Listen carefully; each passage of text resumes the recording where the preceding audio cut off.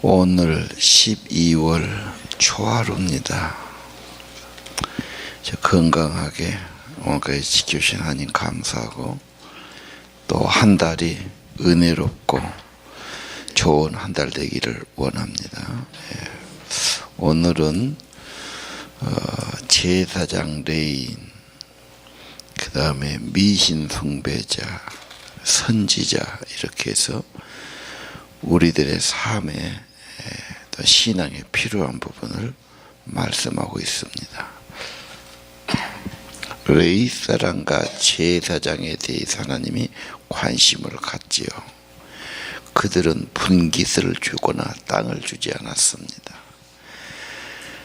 그들은 하나님의 예배 또는 성전, 섬기는 일을 하지요.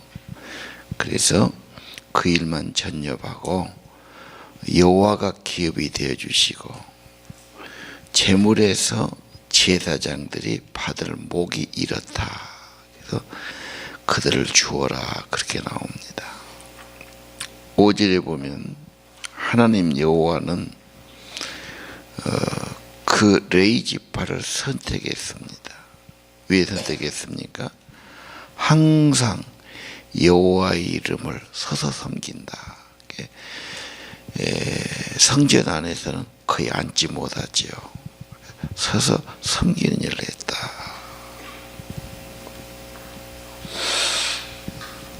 레인이 어째서 선택받았습니까?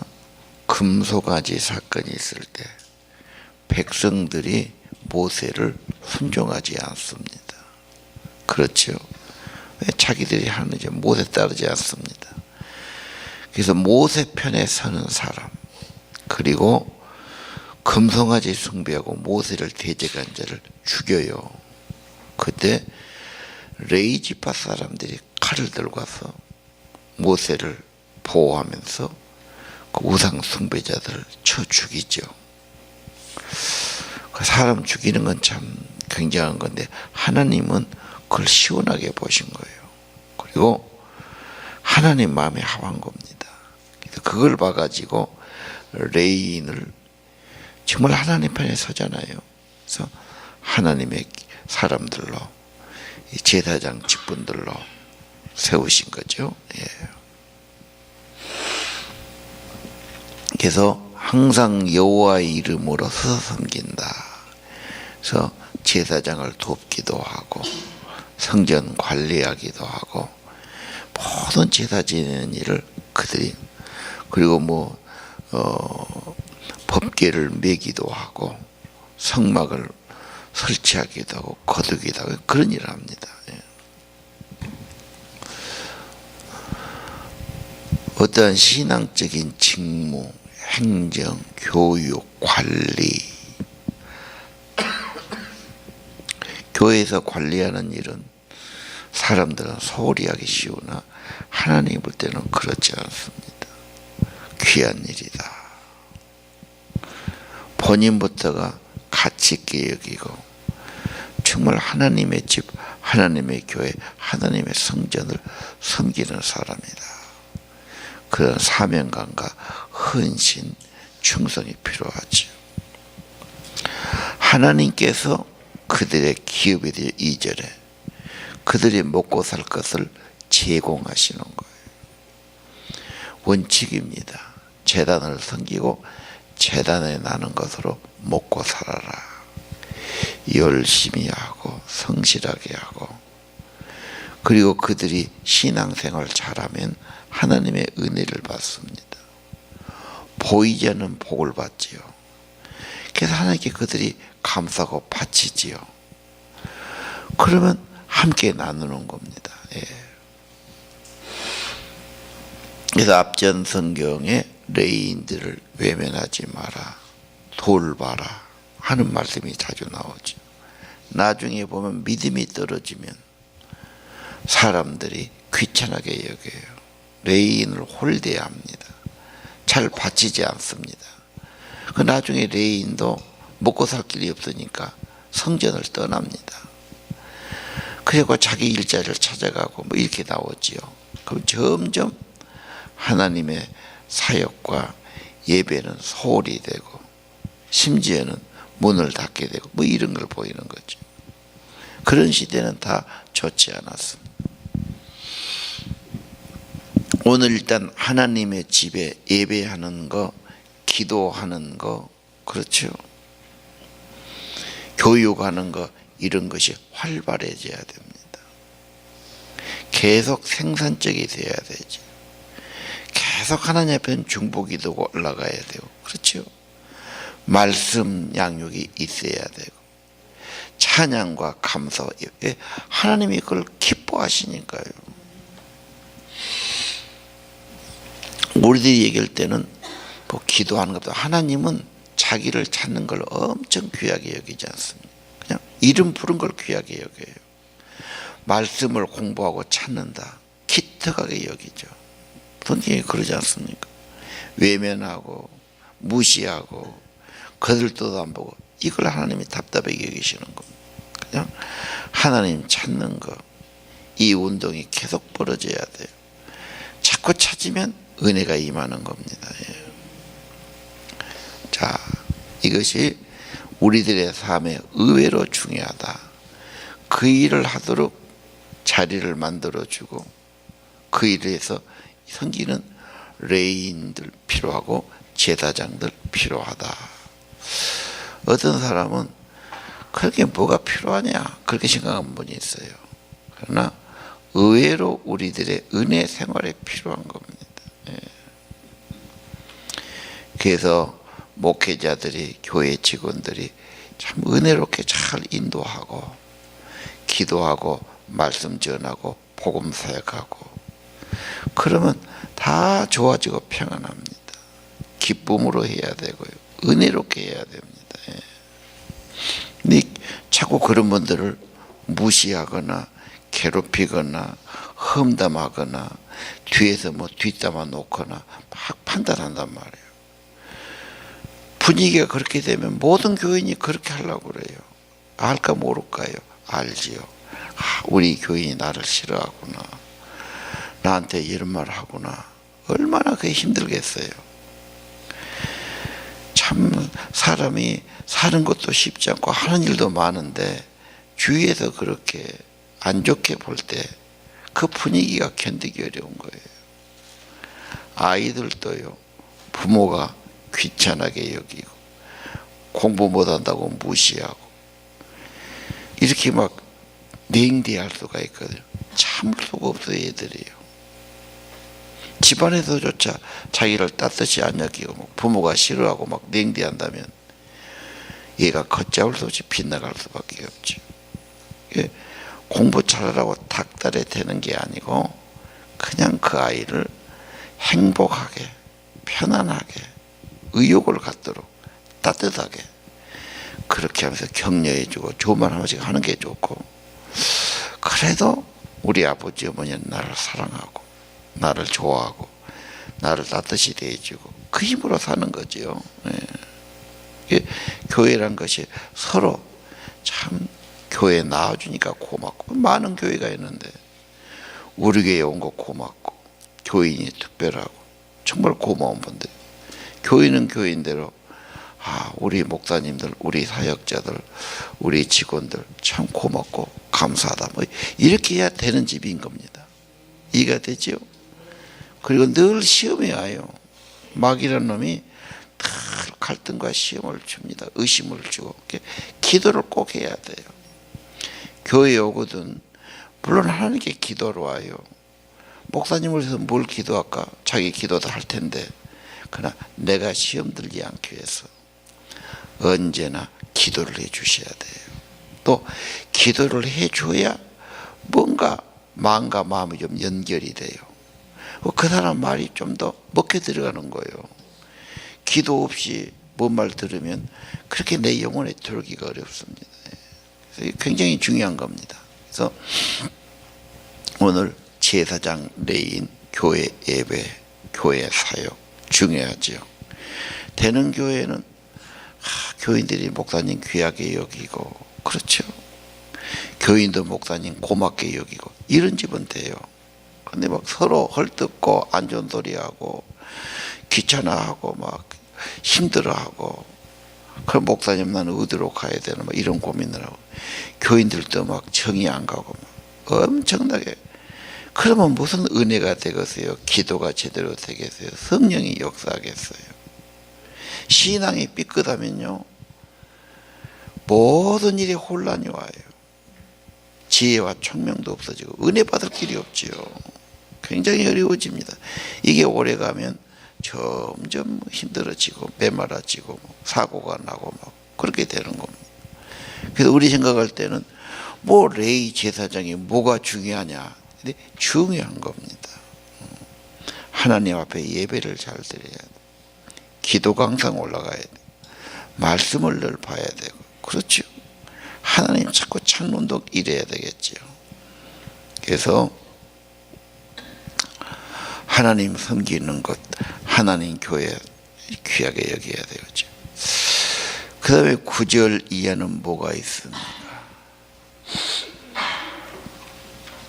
9절 이하는 가나안의 이방 풍습을 본받지 마라.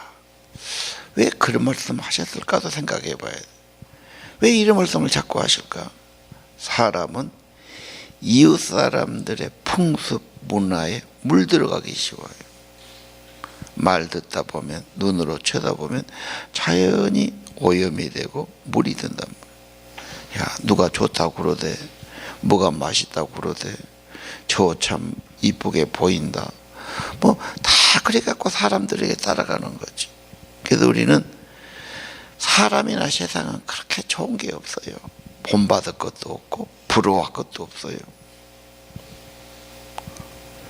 애기들은 더 쉽게 그러죠. 금방 누가 뭐라면 그게 좋게 보이고.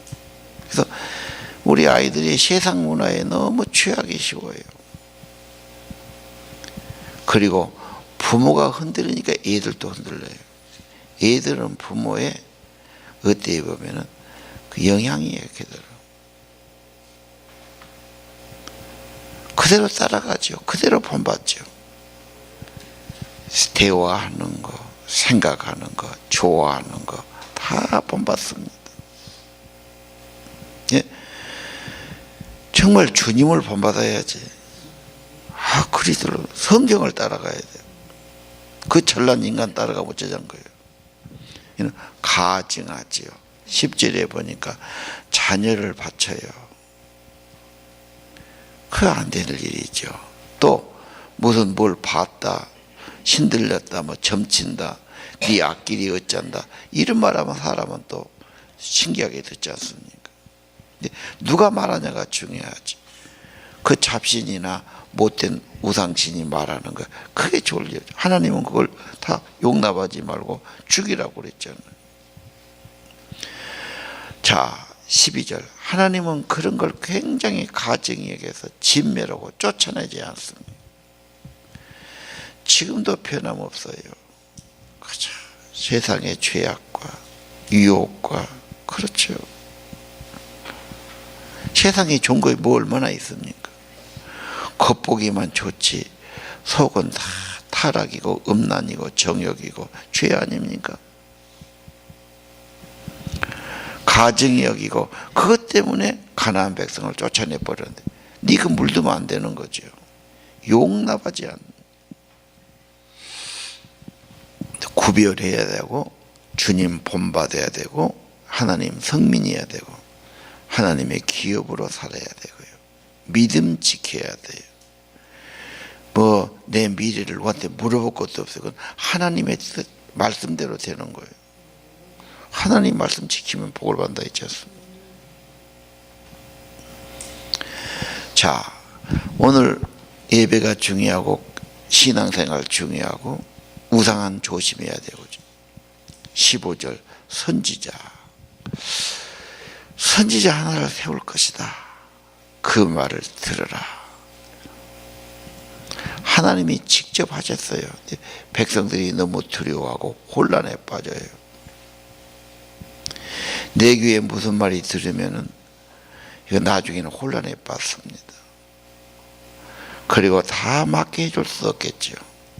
그래서 너희 형제 중에서 너를 위해서 선제를 써요. 하나님 말씀을 대언해 줘야 되니.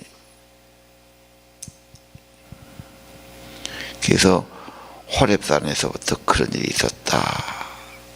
18절 형제 중에서 선지자를 세우고 내 말을 그의 입에 두리니 너희는 그 말을 들으라. 19절에 그랬죠. 내 이름으로 전하는 내 말을 듣지 아니하면 벌을 받을 것이고. 자, 하나님의 대언의 말씀 중요하다. 20절 만약에 선지자가 지 마음대로 다른 말하면 죽는다 그랬죠. 죽는 일입니다. 그래서 다른 말해도 안 되고 무슨 영향받아서 그래도 안 되고 내 생각을 갖다 하나님 말해도 죽는다. 안 들으면 벌 받는다. 그 다음에 재밌는 말씀이죠. 21절 저 사람 하는 말이 여호와가 하는 말인지 아닌지 어떻게 알리요? 궁금한 거죠. 22절 선지자가 있어 여호와의 이름으로 말한 일에 증언이나 성취가 없으면 그건 진짜가 아니다. 그를 두려워할 것 없다. 이렇게 말씀하죠. 하나님 말씀은 성취된다.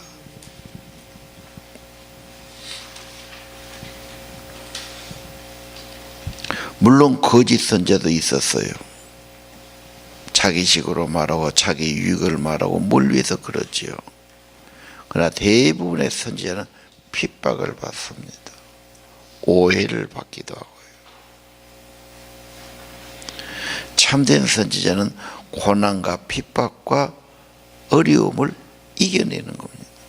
거짓 선지자는 어쩌지요? 그냥 가불지요. 그걸 못하게 고생합니까?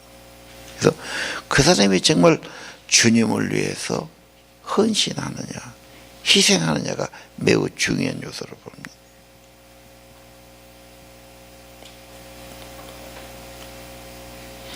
주를 위해서 수고도 기꺼이 하고, 그렇죠. 희생도 기꺼이 하고, 바치기도 기꺼이 바치고, 이게 중요합니다. 그 다음에 흔들림이 없다.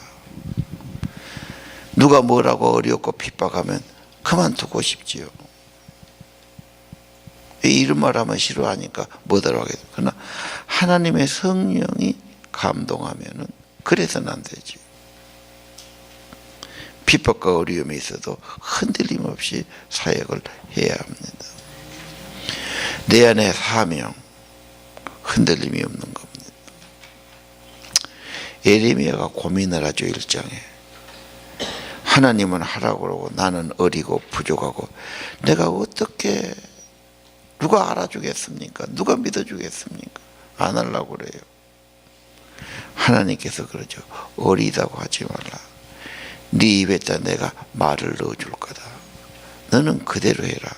네가 하면은 들으면 세워질 것이고 거기 가면 뽑힐 것이다. 증거다 그랬어요.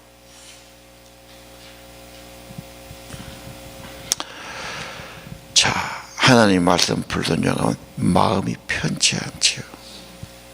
이게 증거지요. 말씀 따라가면 은혜가 되지요. 결과적으로 축복의 열매도 있게 하실 겁니다. 자, 오늘 우리들의 신앙생활 세상에서는 알아주지 않습니다. 그러나 하나님 앞에서 볼 때는 예배가 중요하고 말씀이 중요하고 기도가 중요하고 이거 잘하는 거 참 중요합니다.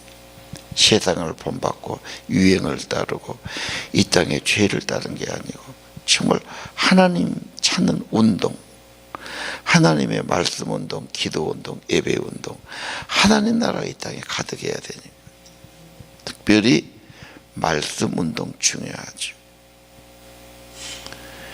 우리가 성령이 내 안에 역사하시고 말씀이 내 안에 있고 내가 암송하고 내가 사모하고 내가 했다면 그 말이 우리 안에 있게 하실 거고 하나님은 세상에 전파되게 하실 거고 그런 삶을 통해서 하나님은 자기 나라를 이루어 가실 겁니다.